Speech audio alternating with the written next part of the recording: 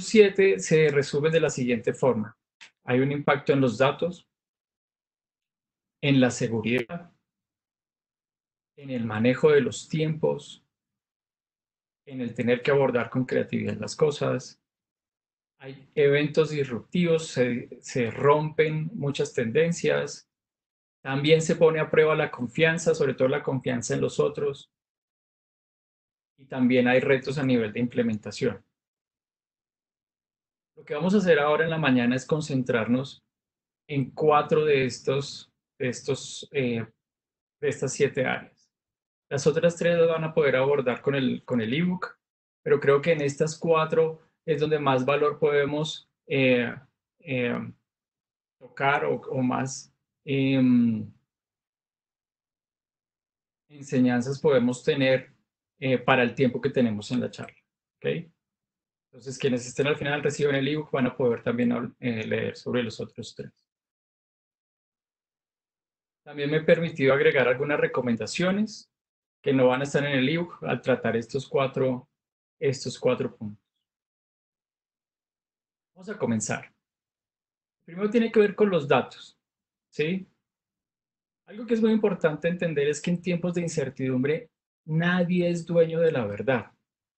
Lo que funcionó antes puede que no funcione ahora y mucho menos sabemos si va a funcionar en el futuro. Si tomamos datos históricos en este momento de incertidumbre, tomamos datos históricos para predecir el futuro, es muy probable que fallemos. Los datos no son confiables.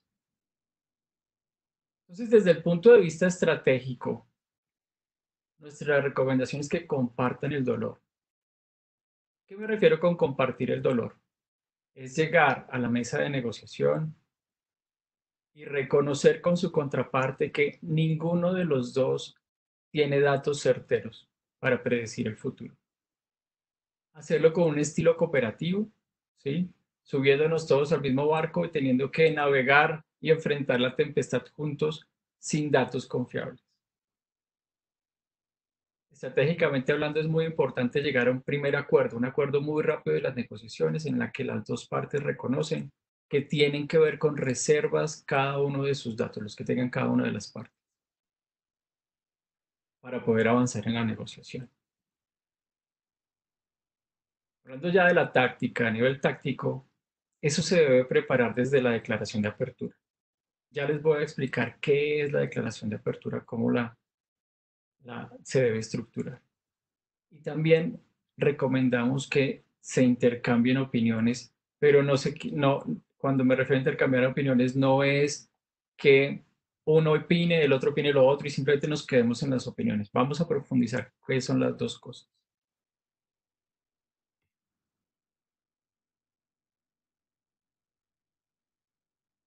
Comencemos con la declaración de apertura. La declaración de apertura es esa primera intervención que hacemos al llegar a la mesa de negociación. Después de que hablamos del coronavirus y cómo va la cuarentena y cómo están los hijos, después de esa parte social, cuando decimos, bueno, ahí comienza la declaración de apertura. Esa primera frase en una negociación se tiene que planear desde antes y preparar muy bien. No se puede dejar a la improvisación. ¿No? Es lo único que controlamos en toda la negociación. Después de esa frase, ya tenemos que ser eh, reactivos, reactivos y de ir moviéndonos con lo que esté pasando en la mesa de negociación. Entonces, acá la recomendación es que estructuren esa primera intervención de la siguiente forma. Primero, establecer la agenda y el resultado que esperan de la reunión. Preparar y establecer un tono, cooperativo o si va a ser competitivo. Subrayen qué limitaciones tienen. Es mejor poner esas limitaciones desde el principio y no después. ¿Por qué? Porque controlan el cómo las van a poner, ya que es una frase que está preparada desde antes, y tienen toda la negociación para lidiar con esa limitación. Si la dejan para después, es menor el tiempo para abordar la situación, la problemática, y eso puede romper toda la negociación. Entonces, ese es el momento apropiado para abordar limitaciones. Y estructuren expectativas, pasando información a su contraparte que juegue a favor de sus negociaciones. Entonces, es muy importante que hablando de datos e incertidumbre, en esta declaración de apertura reflejen esa realidad, que ninguno de los dos tiene datos certeros, porque el futuro es impredecible, y que deben abordar los dos la negociación de forma conjunta con esa reserva de eh, la poca veracidad o la poca certeza que se puede tener sobre los datos para negociar.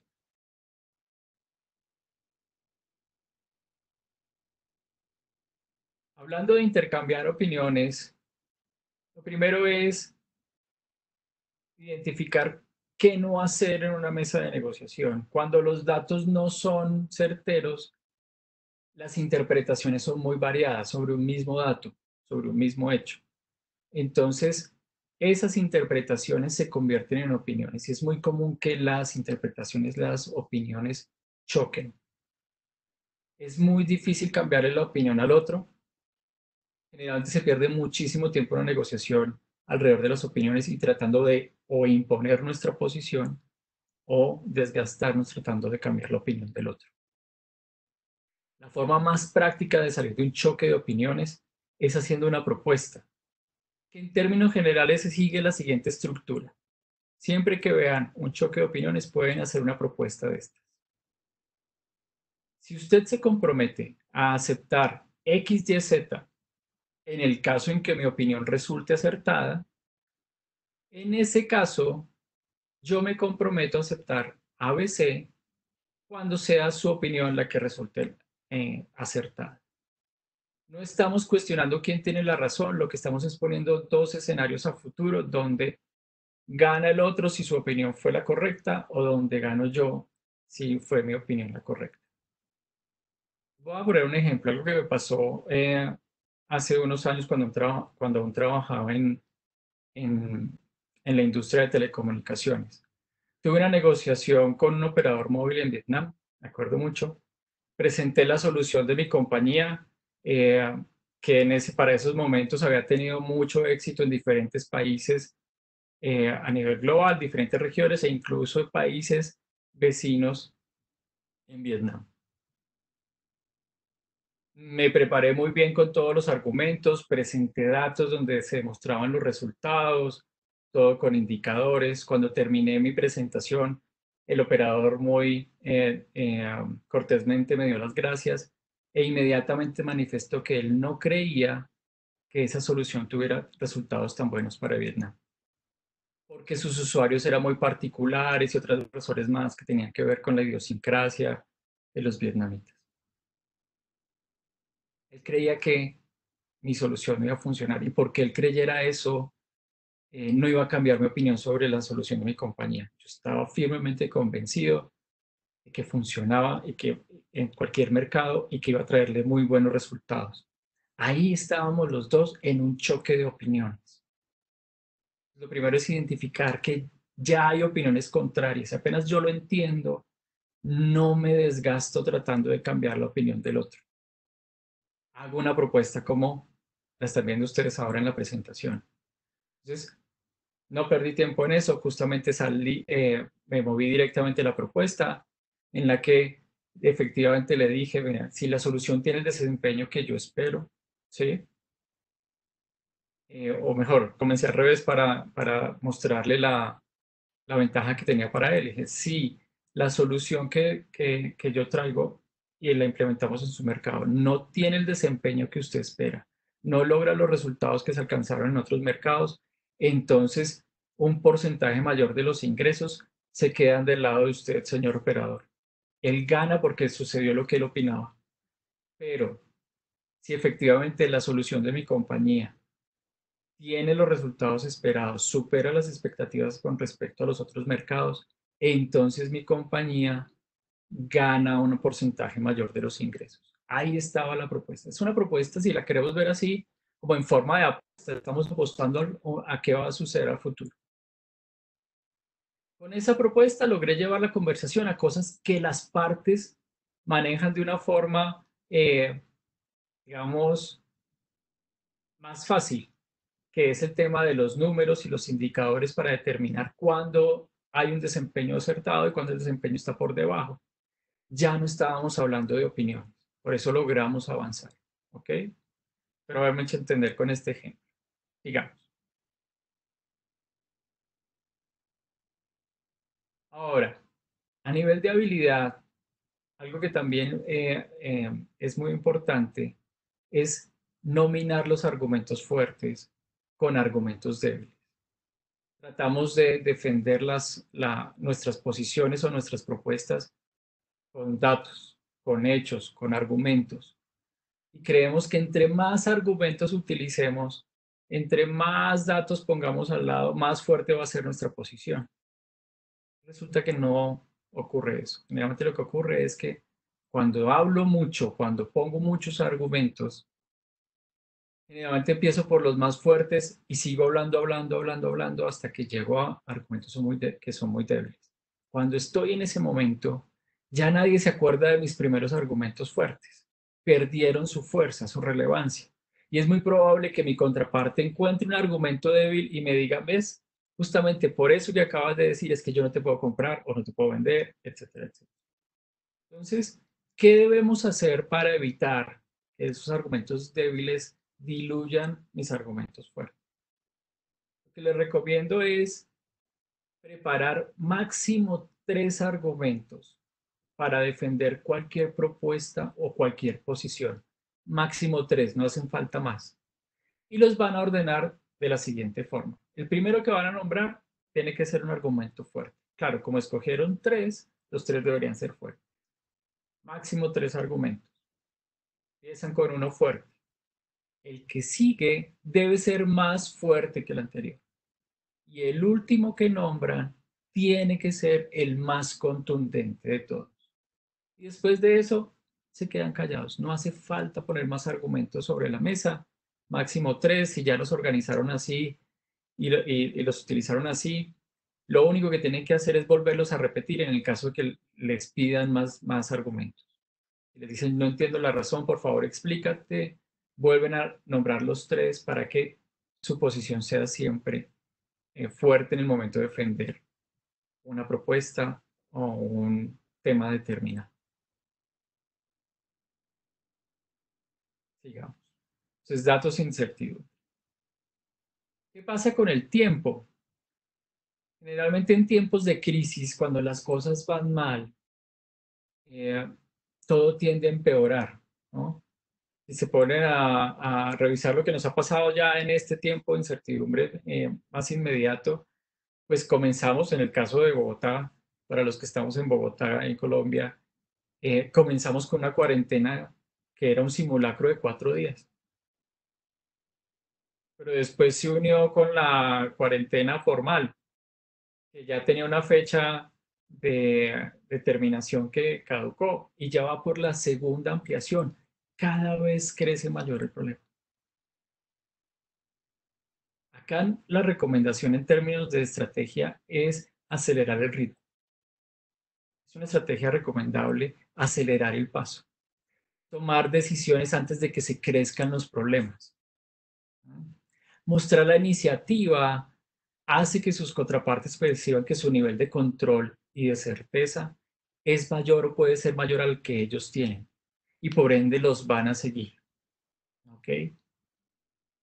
Acelerar el paso desde el punto de vista de la estrategia. Cuando bajamos a la táctica, tenemos que hacerlo ya de una forma muy especial, siendo flexibles pero firmes. No es una contradicción. ¿A qué me refiero con ser flexible pero firme?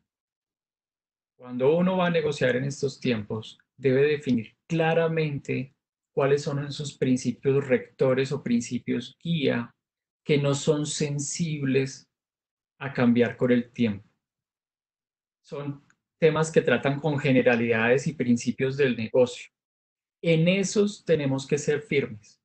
Tienen que estar bien definidos dentro de la organización para que todos los equipos de negociación de la compañía sepan qué es inamovible o qué se debe mantener como principio rector en una negociación. Los demás temas, los que sean más específicos, los otros detalles, en esos podemos tener interpretaciones flexibles. En esos podemos ser flexibles siempre y cuando se vean a la luz de esos principios rectores. Les voy a poner un ejemplo. Compañía de cualquier sector. Principio rector o principio guía. Ningún servicio se implementa si no existe una orden de compra. Eso no importa que estemos en tiempos de bonanza, en tiempos de escasez, en tiempos de crisis, es un principio que se debe cumplir en la compañía. ¿Okay? En eso tengo que ser firme y se tiene que cumplir. Pero la compañía, los negociadores de esa compañía pueden ser flexibles en las condiciones que estén dentro de la orden de compra. En qué tasa de cambio aplicar, en los tiempos de entrega que se acuerden, en si se incluye o no se incluye dentro de la orden de compra los gastos logísticos, etcétera, etcétera, etcétera. En eso se puede ser flexible. Ahora, atención, cuando digo ser flexible, eso no se puede confundir esa flexibilidad con indecisión. Deben avanzar, porque generalmente los problemas se crecen en momentos de crisis como bolas de nieve. Entonces tenemos que tomar decisiones tempranas. Y para avanzar, justamente, hay una táctica que les recomiendo que se llama la táctica de propuestas alternativas. Vamos a verla en detalle. Cuando llegamos a una negociación es muy común que hagamos una propuesta, la propuesta A. ¿Mm? Cuando llegamos con una sola propuesta, hay dos respuestas típicas del otro lado. Si me sirve o no me sirve. Cuando yo a mi hijo le digo, mi hijo se llama Tomás, cuando le digo, Tomás, tienes que hacer la tarea. Puedo decir sí o me puede decir que no. ¿Mm? Tengo las dos posibles respuestas del otro lado. La técnica de propuestas alternativas, básicamente lo que dice es que yo no llego con una propuesta a la mesa de negociación, yo llego con dos propuestas. Son dos propuestas que para mí son igual de buenas, por eso las llevo. Y le digo a mi contraparte, tengo dos propuestas para ti, te pido que escojas una de las dos, es para que escoja una de las dos. A Tomás le digo, hijo, o haces la tarea hoy viernes por la tarde o la haces mañana sábado por la mañana. Están las dos propuestas. El sí y el no ya desaparecen. Él tiene que escoger. La técnica de propuestas alternativas en este caso lo que hace es que baja el nivel de veces en que me dicen que no. Me ayuda a avanzar mucho en la negociación porque generalmente quien está del otro lado se siente con el poder de escoger. A la gente le encanta sentir que tiene el poder, entonces yo se lo estoy entregando y puede escoger cualquiera de las dos. ¿Mm? Y si de pronto no le sirve ninguna de las dos, entonces con esta técnica promuevo el diálogo. Es más probable que la contraparte me diga qué le gusta de la propuesta A, qué le gusta de la propuesta B, qué no le gusta de la A, qué no le gusta de la B. Y con esa información puedo yo después armar una tercera propuesta, una propuesta C, y ponerla en la mesa para avanzar en el proceso. Con esto estoy logrando ser flexible, ¿m? Manteniendo sus principios, pero muestro flexibilidad eh, para avanzar en el proceso. No llego con una sola propuesta que puede llegar a ser una camisa de fuerza. Vamos a hablar ahora del tiempo desde el punto de vista de la habilidad. ¿M? Acá la recomendación es jugar con el tiempo, pero con el tiempo como variable. ¿Okay? ¿A qué me refiero con usarla como una variable? Es ver el tiempo de una forma muy creativa. Tiempos de garantía, tiempos de pago, tiempos de exclusividad, retroactividad en el tiempo, tiempos de respuesta, tiempos de exhibición, tiempos de alistamiento. Todo está alrededor del tiempo. Entonces, si yo empiezo a ver esta variable como una variable supremamente versátil y de forma creativa, voy a poder meter estos elementos dentro de una negociación para que me dé flexibilidad también. Generalmente lo que pasa en las negociaciones cuando no tengo muchas variables es que caigo en lo que llamamos en Scottsboro el efecto embudo. ¿Qué es el efecto embudo? Las negociaciones comienzan con algunas variables sobre la mesa, ahí están, avanza el proceso de negociación y al avanzar es normal que se lleguen a algunos acuerdos durante el proceso, que algunas se descarten, pero al final generalmente queda una variable viva. Es la que duele más, la que más le duele a las partes. Muchas veces es la variable económica. Cuando ya caí en esa situación, empezó el regateo. Cuando hay una sola variable que está viva y se ha llegado a acuerdos de lo demás, en el regateo va a ganar el que tenga más fuerza. Si no les conviene estar en esa situación de regateo, si ustedes saben que su contraparte de alguna forma tiene mejor posición en el mercado y los puede forzar en esta situación, pues tienen que evitar caer en ese regateo. Entonces, recomendaciones. Lo primero es decirles a su contraparte que antes de llegar a cualquier acuerdo, todo tiene que estar acordado, inclusive esa variable que duela, la del precio, por ejemplo. Nada está acordado hasta que todo está acordado, incluido el precio. Pero además, les recomiendo que negocien en cilindro. Negociar en cilindro es lo siguiente. Voy con algunas variables a la negociación, avanza el proceso, llego a acuerdos o se descartan algunas, y a medida que eso pasa, debo ir incluyendo en la negociación otras variables para que al final mi variable más crítica nunca esté sola. Estas variables que entraron al proceso de color azul, esas son variables de tiempo como les nombré ahorita. Todas las formas de ver la variable de tiempo. Eso les va a permitir proteger su variable principal de forma firme, pero a la vez ser flexibles porque van a usar esas variables para conceder o para pedir algunas cosas dependiendo de lo que quieran ustedes hacer con la variable crítica y van a evitar caer en el regateo.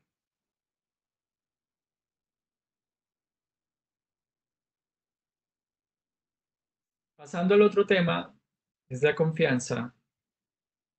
Acá debemos verlo desde la siguiente óptica. Cuando las cosas se ponen difíciles, ¿sí? Eh, y las perspectivas que tenemos es que la situación no va a cambiar, va a seguir siendo difícil o peor. ¿Mm? Hay una tendencia en las personas o en algunos negociadores y es de volverse muy competitivos e incluso egoístas, ¿no? Para un ejemplo cotidiano, solamente veamos cuando hay compras guiadas por el pánico, ¿no? Lo que pasó en los primeros días de cuarentena, donde la gente llevaba cientos de rollos de papel higiénico a sus casas, ¿no? O mercados gigantescos como si se fuera a acabar el mundo. Y no les importa si el vecino tiene o le quedó algo eh, para comprar. Me acuerdo que justamente una de las primeras cosas que tuve que ir a comprar en un mercado de frutas y verduras, cuando estaba ya en la fila para pagar, delante de mí había una señora con algo así como 50 paquetes de arepas, ¿no? Arepas es algo muy típico en Colombia. Espero que todos entiendan el término, pero es algo que se come generalmente en los desayunos aquí.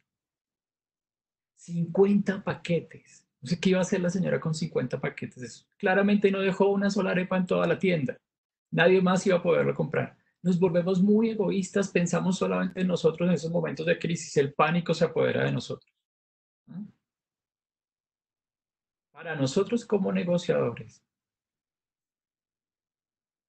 en esos momentos de crisis es muy importante saber en quién podemos confiar, claramente reconocer en quién no podemos confiar. Eso se vuelve una pieza clave en el rompecabezas. ¿Sí? Entonces acá esa incertidumbre lo que genera es que personas en las que confiábamos o se comportaban de una manera de pronto cambien. ¿Sí? Entonces la confianza no se puede dar por sentada.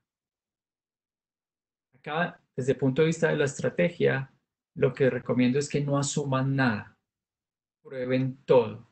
Incluso prueben de alguna forma si la confianza en el otro, la confianza mutua se mantiene o no se mantiene. Convierta todos sus supuestos en preguntas. Y son preguntas que va a ir a validar en la mesa de negociación con su contraparte. Las va a hacer y va a buscar que se las responda. Suponer es la madre de todos los errores, ¿no? No asuma que se mantiene la confianza entre las partes, confírmelo dentro del proceso de negociación. Ahora, con respecto a la táctica, hay una táctica muy útil para justamente validar hasta qué punto el otro se está tratando de aprovechar una situación o efectivamente me está diciendo qué es lo que necesita dentro de una negociación. Nosotros le llamamos piensa en judo dentro de Scott. Voy a explicarles en detalle a qué me refiero, a qué nos referimos con pensar en judo. Las propuestas pueden ver de dos formas. Y acá me encanta hacer el símil que ven de alguna forma en la pantalla, que tiene que ver con estos dos deportes, el sumo y el judo. ¿No? Sumo, en términos de negociación, es ser propuestas o contrapropuestas que chocan con la que acabo de recibir, que chocan con el interés del otro. ¿No? No aprovechan la fuerza del otro, lo que buscan es imponerse, tratar de sacarlo. Es lo que yo quiero, lo que tú quieres no me importa. ¿No? Entonces son propuestas que chocan y no me permiten avanzar. Por el contrario, una propuesta ayudo, eh, como en el deporte, lo que busca es intentar tomar la fuerza del otro, lo que me sirve de la propuesta del otro, y después devolvérselo para lograr mi objetivo. En este caso es agregarle cosas para poder acercarnos a un acuerdo. Tomo lo que me sirve de la propuesta del otro y después le pongo lo que yo quiero. A lo que me refiero es a tratar de aceptar las condiciones de la otra parte, pero siempre bajo nuestras condiciones. Cuando el otro me hace una propuesta y de alguna forma no me gusta, la primera reacción que tengo es decirle que no. La recomendación acá es, antes de sacar ese no, tomarse el tiempo para pensar. Y lo que se va a pensar se va a hacer desde dos ángulos diferentes. El primero es pensar, ¿qué tendría que pedirle yo a mi contraparte? ¿Qué le tengo que pedir a cambio para darle exactamente lo que quiere? ¿Qué tendría que pedirle para darle lo que quiere? Y la otra forma de ver la situación es pensar, ¿bajo qué circunstancias le diría que sí? Está pidiendo un 20% de descuento. ¿Bajo qué circunstancia le diría que sí? ¿Qué tendría que pedirle yo a cambio para decirle que sí a ese 20%? Eso es lo que llamamos pensar judo. Hacerse esas dos preguntas y con la respuesta a esas dos preguntas, armar una contrapropuesta y llevarla a la mesa de negociación. Si ustedes comienzan a pensar judo en sus negociaciones, van a ser extremadamente creativos. Van a encontrar formas de acercar posiciones que al principio podían parecer contrarias o que chocaban, ¿no? Pensando judo. Ahora, atención. Si ustedes en una mesa de negociación se dedican a hacer estas propuestas judo, están pensando judo constantemente y formulan propuestas y propuestas y propuestas, pero el otro se las sigue rechazando, deben entender claramente el por qué. Muchas veces en las negociaciones lo que hacemos es poner la propuesta sobre la mesa, la enunciamos, la explicamos algunas veces y nos quedamos callados. Y creemos que si el otro se quedó callado ya aceptó. No, tengo que preguntar al otro qué opina de mi propuesta. El otro me tiene que decir si le sirve o no le sirve. Si me la rechaza, me tiene que decir el por qué. Nunca asuman que el rechazo de una propuesta es porque el otro quiere más. ¿Mm? No lo asuman, tienen que escucharlo. A veces tenemos la tendencia de botarle dinero a los problemas, asumiendo que el otro quiere más cada vez que nos rechaza las propuestas. Ahora, si el otro se mantiene rechazando una tras otra todas las propuestas, entonces pongan en duda la confianza con su contraparte. Ahí hay algo raro. No es común que me rechacen todas las propuestas, y menos si las que estoy formulando siempre han intentado darle al otro lo que quiere, pero poniéndole condiciones. Bien.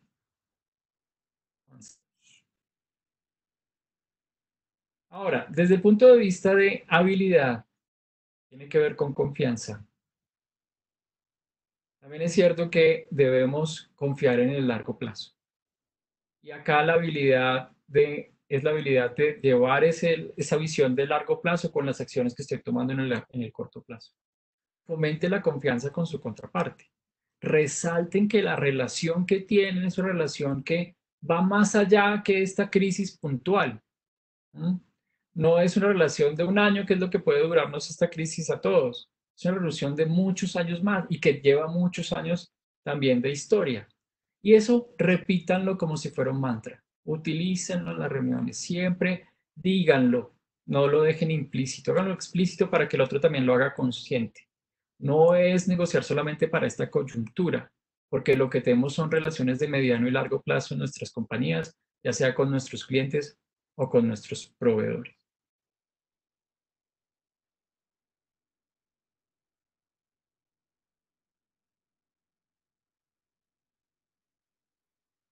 Vamos a centrarnos ahora en el tema de la implementación y cómo la implementación se ve afectada dentro eh, de estas negociaciones en tiempo de incertidumbre. Desde una perspectiva estratégica, lo que uno debería incorporar en todas sus negociaciones es la opción de revisar los contratos. Y sobre todo cuando los contratos quedan obsoletos por esas circunstancias catastróficas, ¿no?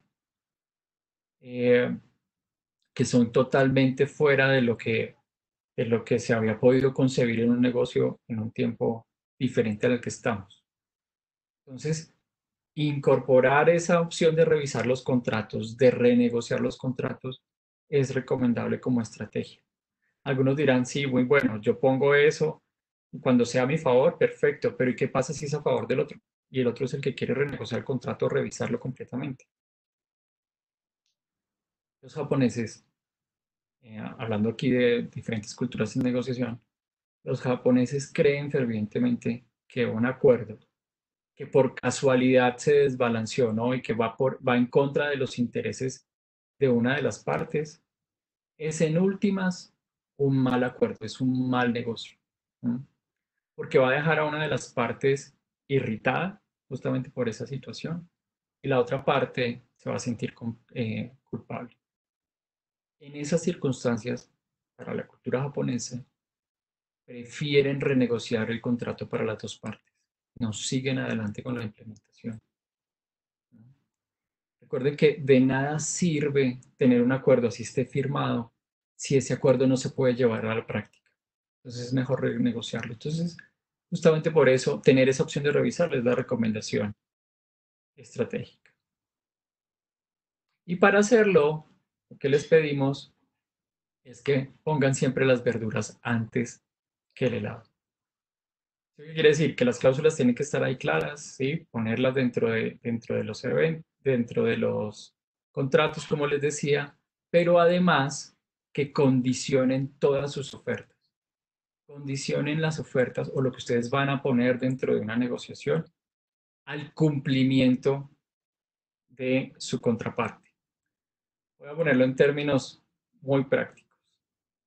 Cuando uno ve esta imagen, de un lado está la lechuga y del otro lado está el helado, imagínense qué pasa con los niños, con un niño si yo le digo, por ejemplo, a mi hijo Tomás, le digo, bueno, Tomás, acá está tu helado, tómalo, cómetelo, pero después, por favor, cómete las verduras.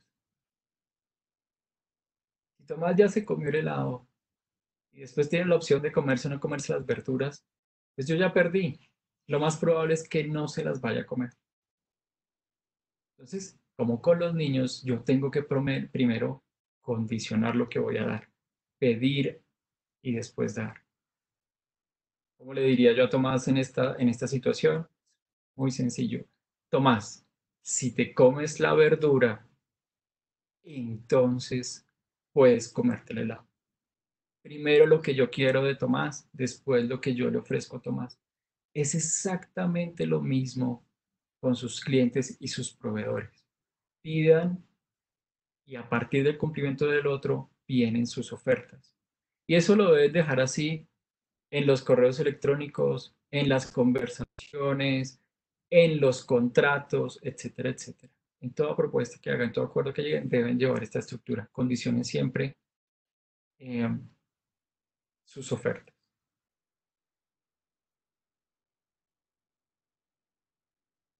Y hay otra habilidad importante cuando estamos hablando de implementación, es justamente tener atención en los detalles. El diablo está en los detalles. ¿Mm? Documenten los acuerdos de forma detallada. Eso para que no se distorsionen en la implementación. Generalmente quienes hacen las negociaciones no son los que implementan, ¿no? Entonces, si el acuerdo no está suficientemente detallado, la implementación después la va a hacer quien tenga que implementarlo, pero al final como lo esté interpretando, como lo haya entendido, pero no como lo querían en principio las partes que negociaron el acuerdo. Entonces tiene que ser supremamente detallado. ¿Quién hace qué?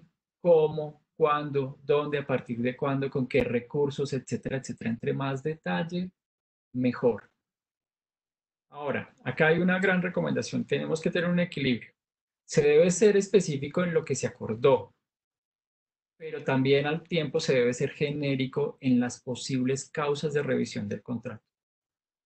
Eso debe ser más amplio. ¿No? No pierdan tiempo buscando predecir todas y cada una de las causas por las cuales se puede renegociar el contrato, porque estamos en tiempos de crisis e incertidumbre. No sabemos qué va a pasar mañana, qué va a pasar en 3 meses. Entonces es muy difícil dilucidar cuáles son esas causas probables. Entonces, entre más genérica sea, nos permite a las dos partes poder renegociar y revisar los contratos, pero por lo menos lo que se haya acordado implementar está con el detalle suficiente para que se pueda avanzar. ¿Okay? Bien. Vamos a hacer un resumen. Con respecto a los datos, comparta el dolor, ¿no? Acuerden desde el principio que ninguno tiene los datos que predicen el futuro. Hay incertidumbre en los datos y es una realidad para las dos partes. Acelere el ritmo, términos de tiempo, los problemas tienden a crecer, entonces tomen medidas prontas, sean firmes en esos principios rectores, principios guías que les contaba, pero flexibles en la interpretación de algunos detalles. No asuman nada, pruébenlo todo, no den por sentada la confianza entre las partes y verifiquen siempre todos sus supuestos por medio de preguntas. Y dentro de sus contratos, coloquen cláusulas que les permitan hacer revisiones si el contrato deja de ser eh, eh, aplicable o se puede ir a llevar a cabo por temas completamente salidos de proporción o catástrofe. ¿Sí? Esa opción de revisar los contratos es muy importante. Condicionen siempre sus ofertas. Con eso, si el otro no cumple su parte, ustedes tampoco están obligados a cumplir con la de ustedes. Muy bien. Eso era lo que traía hoy para compartir con ustedes. Vamos a irnos a la sesión de preguntas y respuestas. Listo, Rafael. Entonces, Voy a te parar hago... de... Ah, dale. ¿Tú me las lees Si quieres, o... yo te las voy leyendo, las que me han ido llegando. ¿Vale? Entonces tenemos, Andrés Gómez nos escribió, ¿qué estrategias puede usar para contestar a muchos clientes al tiempo y darles un servicio puntual en este momento de incertidumbre? Sí. El tema de la estrategia de negociación eh, debe ser sencilla y flexible. La recomendación siempre de las estrategias es que entre más sencillas y flexibles es mejor, porque la estrategia es el medio para llegar a un objetivo. Entonces uno como negociador lo que tiene que definir muy claramente es cuál es mi objetivo con este mercado, con este grupo de clientes. Lo importante en una negociación es que si yo estoy en A y quiero llegar a B, B es el objetivo, lo importante es B, ¿ok? Lo importante es B. El cómo llego yo a mi objetivo, en eso tengo que ser muy flexible. No vale la pena que uno se llene de 20 escenarios, con 20 estrategias posibles, si al final poder llegar al objetivo también depende de mi contraparte. Entonces yo tengo que tener claro el objetivo y la estrategia sea flexible. También hay un tema que tiene que ver con la distribución de recursos. Si tengo recursos limitados y no puedo atender a todos mis clientes, entonces debo dentro de la compañía definir unos principios guía, unos principios rectores que me permitan entender a qué segmento del mercado me puedo enfocar en estos momentos de crisis y a qué segmentos del mercado voy a tener que darles menos prioridad. ¿Vale? Ok, Rafael, muchísimas gracias. Siguiente pregunta, ya te la hago. Nos pregunta Julián. Con la incertidumbre actual, las empresas enfocan sus esfuerzos en cuidar su flujo de caja, lo cual implica reducción de costos y, por tanto, centrar las negociaciones en el precio. ¿Cómo lidiar con esto sin destrozar el valor? Sí, lo veamos dentro de la presentación, es justamente lo que les decía de negociar en cilindro. Yo debo llevar como parte de mi negociación, preparado desde antes, dos cosas. Una, que son cosas que para el otro deberían tener bajo costo y que para mí me agreguen valor. Lo que en escuela llamamos deseos. Son cosas que yo le pueda pedir al otro, que para el otro tiene muy bajo costo darme, ¿no? Por ejemplo, que me pague 5 días anticipados. Imaginemos que fuera algo eh, de bajo costo para el otro. O que el bodegaje lo haga el otro, no lo haga yo. Depende siempre del contexto de la negociación. Son cosas que yo pueda pedir. Y lo que voy a hacer es que si el otro quiere bajarme el precio, yo lo voy a hacer a cambio de esos deseos. Con eso nunca le sale gratis a mi cliente el tener que bajar, que yo mueva el precio porque algo me tiene que dar a cambio. Y eso que me dé a cambio puede representar para mí un ahorro o un beneficio adicional. Y ahí empiezo a compensar. Lo otro es preparar también en qué soy flexible, ¿no? Eran estas variables que entraban en el proceso cuando negocio en cilindro, en qué soy flexible eh, para poderle ofrecer a mi cliente y decirle, no me toques el precio, dejemos el precio ahí, lo que podemos hacer es darte esto, pagar el bodegaje o pagar nosotros el transporte, no sé, depende de lo que esté negociando, y hacer algunas concesiones, pero a cambio siempre de que el precio no se mueva, ¿ok? Entonces, con deseos y Tengo concesiones varias es que preguntas. yo protejo esa variable de precio. Si se van a ir, Julián, por ejemplo, a negociar con sus clientes y van con una propuesta que solamente tiene precio y volumen, solo hay dos variables, va a ser muy difícil poder tener esa flexibilidad y poder proteger esa variable. Tienen que tener más. Para eso se hacen deseos y concesiones, ¿no? Se preparan desde antes. Ok.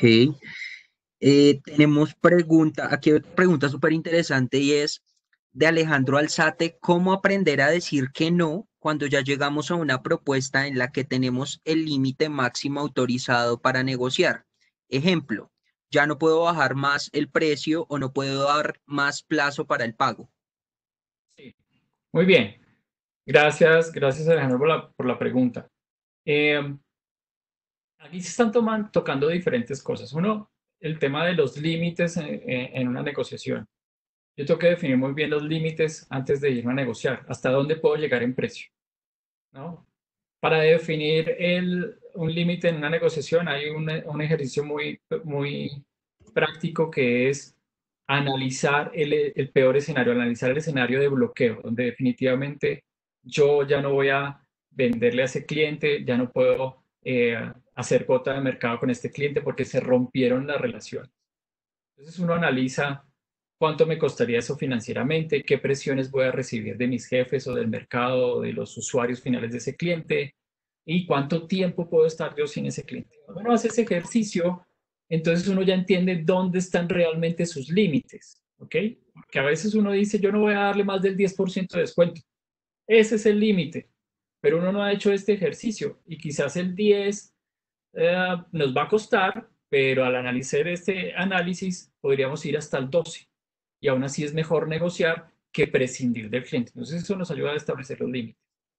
Cuando el otro me pide algo que va más allá de mis límites, entonces yo de una forma muy cortés, pero también muy firme, tengo que decirle al otro que lo que me propone es imposible.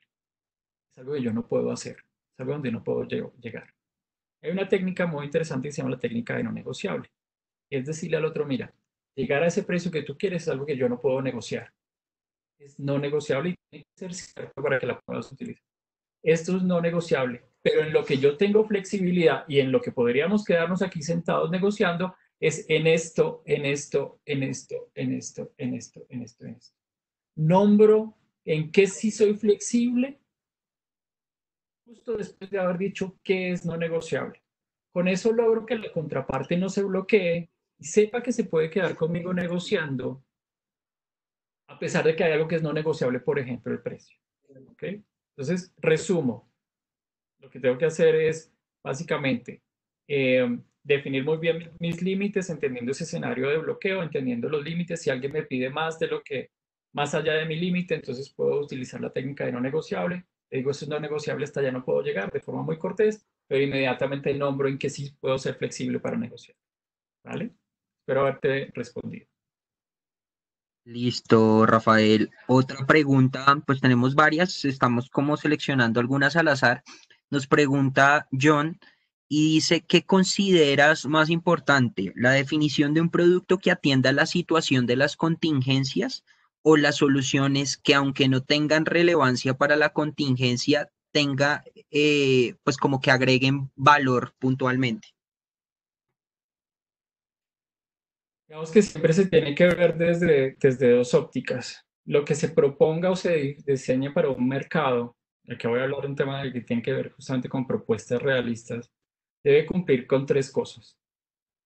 Una propuesta para que una negociación sea realista, es decir, que mi producto efectivamente cubra la necesidad y sea considerado por el otro, debe cumplir con, primero, que sea creíble, es decir, que yo pueda sustentar el porqué de lo que estoy proponiendo con hechos y razones, o sea, que lo pueda sustentar.